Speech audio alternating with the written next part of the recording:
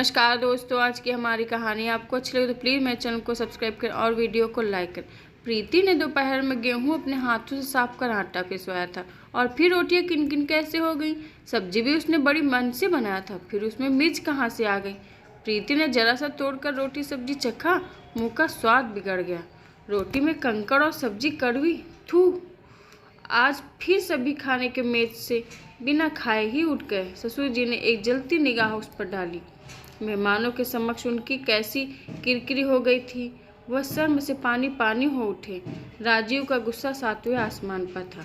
एक सब्जी रोटी भी ढंग से पकाना नहीं आता। नानी जी, वह सीढ़ियाँ फांदता ऊपरी मंजिल पर नानी जी के कमरे में जा पहुँचा।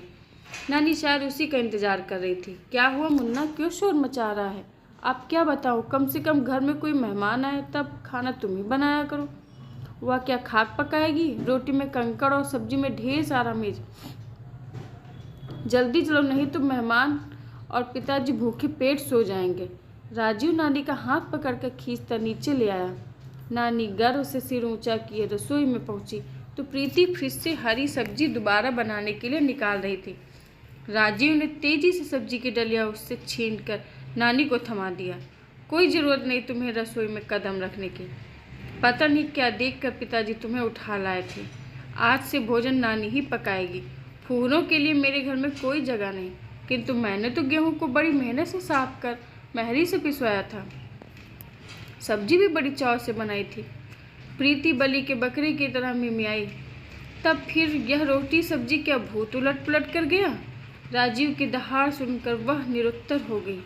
वह कहे तो क्या और करे तो क्या।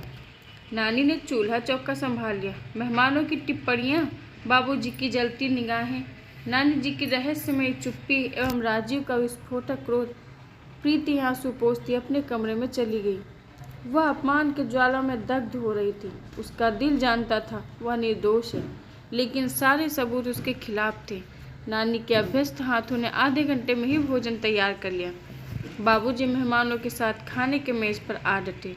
प्रीति का हृदय कसक रहा था, किंतु कान उधर ही लगे हुए थे। सम्मिलित ठहाके। किसकी बहू कितना स्वादिष्ट भोजन पकाती है। किसकी बेटी ने लजीज व्यंजनों के सहारे ही ससुराल वालों का दिल जीत लिया कि किससे शायद उसे ही सुनाकर कहे जा रहे थे। वह मन ही मन अपमान का विष घूंट पी अपने आप को बेकसूर साबित करने की तरकीब ढूंढने लगी। सादी रोटी खाने वाले बाबूजी नानी के हाथों तली पूरियां कैसे मज़े से लेकर खा रहे हैं। इस समय डॉक्टर का बताया हुआ सारा परहेज तिरोहित हो गया।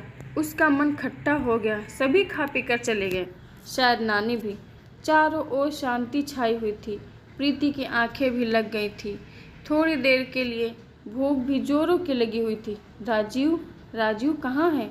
कमरे की बत्ती जल रही थी। दरवाजे के पट खुले हुए थे। वह पति का इंतजार करने लगी। इसी बीच घड़ी ने 1 का घंटा बजाया।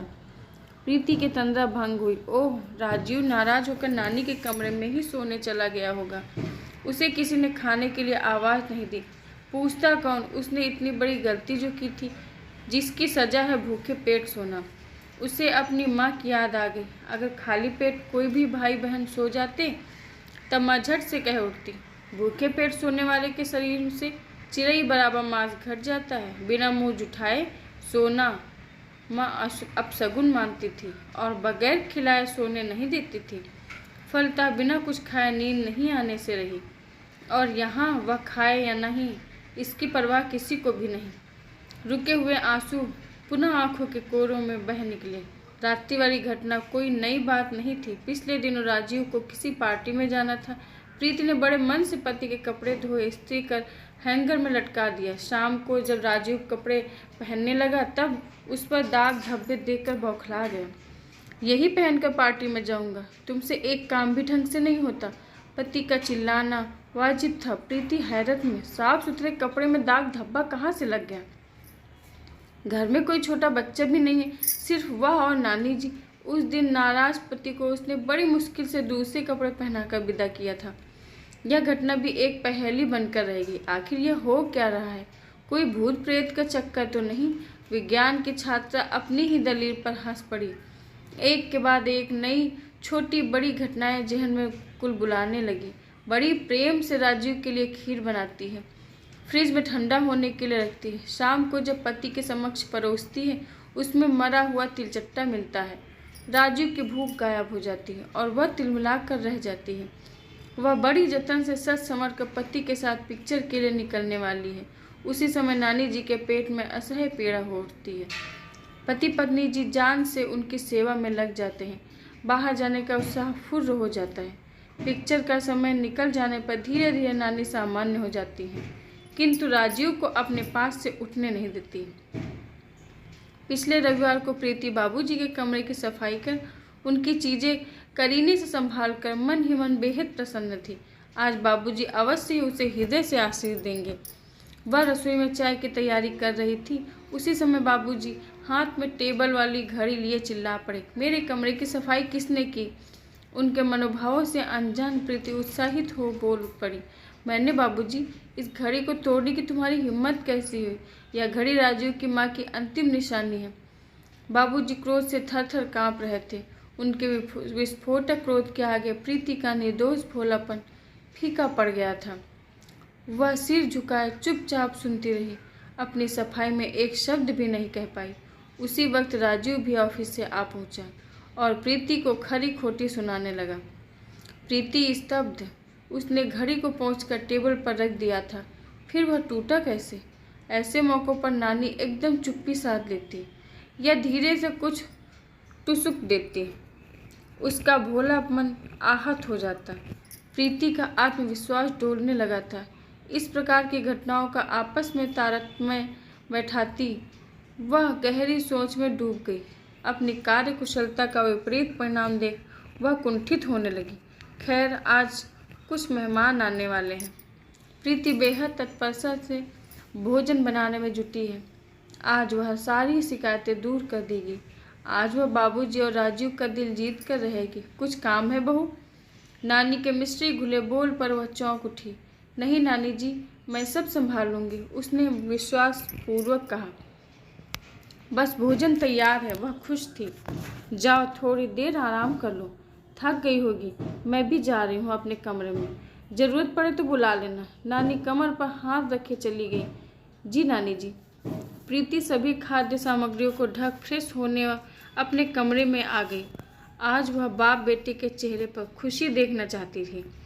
सभी व्यंजनों को चखकर देख लिया था, क्योंकि ऐसे ही मौक़ों पर अक्सर उसकी भद्द पीट जाती है और वह हंसी की पात्र बनकर रह जाती थी। उसने पति के पसंद की पीले फूलों वाली साड़ी पहनी। पीला रंग तुम्हारे चंपई रंग पर खूब खिलता है, जैसे कनेर का फूल। प्रीति अपने लंबे बालों को जूड़े का शक्ल दे ही रही थी कि रसोई से बर्तन गिरने की झंझनाहट एवं नानी तथा राजीव की आवाज़ सुन रसोई की ओर भागी। आज फिर उसकी खैर नहीं। रसोई के चौखट पर उसके पांव ठिठक गए। सब्जी का डोंगा जमीन पर औंधा पड़ा था। राजीव आश्चर्यचकित नानी को तैयार भोजन में अपने हाथों से भर भर कर मुट्ठी नमक मिर्च मिलाते देख रहा था। नानी, यह क्या कर रही हो? अचानक चोरी पकड़े जाने से नानी का संतुलन बिगड़ गया। नमक मिर्च पाउडर का डिब्बा दूर जा झटका। नानी, यह नीचता तुम करती हो और हम जलील करते हैं प्रीति को। आखिर क्या बिगाड़ा है मेरी प्रीति ने? राजीव दुखी होकर बोला। इस घर में प्रीति राज करे यह मुझे बर्दाश्त नहीं।